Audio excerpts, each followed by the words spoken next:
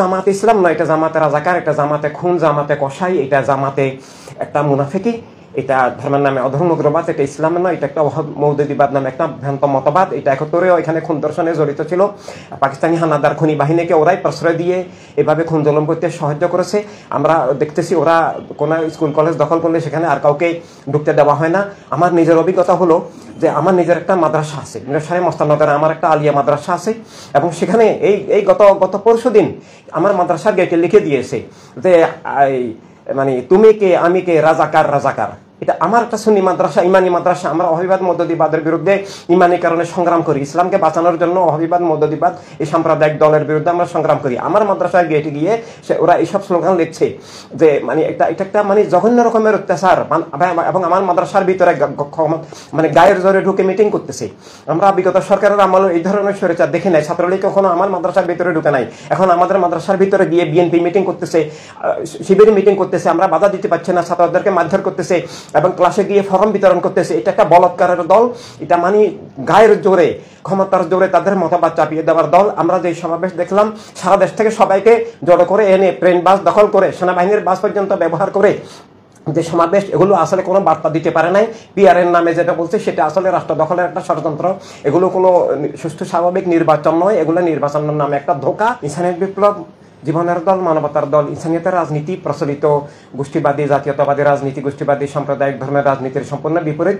ইনসানিয়ত স্বীকার করে যে ইনসানিয়তের মৌলিক বিশ্বাস হলো এই যে রাষ্ট্রসভার সব মানুষের, একক ধর্মের নয়, একক জাতির নয়, একক দলের নয়, একক গোষ্ঠীর নয়, একক মতবাদের নয়, এবং ক্ষমতার বলে কেউ কোনো ধর্ম বা মতবাদ চাপিয়ে দিতে পারে না। ধর্মের নামের চাপিয়ে দেওয়ার যে একটা মানে অধর্মগ্রবাদী রাজনীতি এবং বস্তুবাদী জাতীয়তাবাদী চেতনার বিপরীতে এই রাজনীতি। তাই ইনসানিয়ত ক্ষমতায় আসলে প্রত্যেক মানুষের জীবন মুক্ত হবে, স্বাধীন হবে, যিনি যার যার বিশ্বাস নিয়ে চলবেন। রাষ্ট্রের হক, রাষ্ট্রের সহায় সম্পদের সবাই মালিক হবেন, দুর্নীতি, খুন, জুলুম, অবিচার দূর হবে।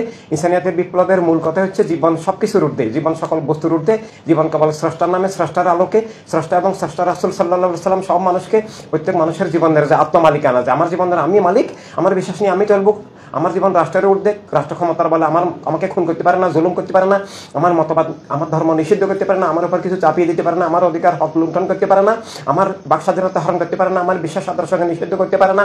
এই জীবনের আত্মমালিকানা, রাষ্ট্রীয় মালিকানা ফিরে আসবে এবং সব মানুষ স্বাধীন হবে, জীবন স্বাধীন হবে, ধর্ম স্বাধীন হবে, রাষ্ট্রের অভ্যন্তরীণ স্বাধীনতা আসবে। এখন রাষ্ট্র বর্ডার কথা ভাবে, একটা মানচিত্র স্বাধীন হলেও কিন্তু রাষ্ট্রের অভ্যন্তরীণ স্বাধীনতা নাই। ইসরায়েলও একটা স্বাধীন রাষ্ট্র, কিন্তু সেখানে জীবনের স্বাধীনতা নাই। ঠিক বাংলাদেশও তাই, ইন্ডিয়াও তাই, পৃথিবীতে একক গোষ্ঠীবাদী রাজনীতির সব রাষ্ট্রই তাই। সেখানে জীবনের স্বাধীনতা, সব নাগরিকের অধিকার স্বীকার করা হয় না, সবার বিশ্বাস আদর্শ নিয়ে চলার সুযোগ, নিরাপত্তা থাকে না, এবং ক্ষমতার বলে মতবাদ চাপিয়ে দেওয়া হয়, এবং অন্যায়ের প্রতিবাদ করলে খুন, জুলুম, জেল, জরিমানা, মিথ্যা মামলা করা হয়। বাংলাদেশেও সেটা চলছে, অনেক দেশে সেটা চলছে। এর জন্য ইনসানিয়ত ক্ষমতায় আসা মানে প্রতিটি মানুষ তার আত্মমালিকানা, রাষ্ট্রীয় মালিকানা, জীবনের স্বাধীনতা, রাষ্ট্রের রুজির হক সবকিছু ফিরে পাওয়া।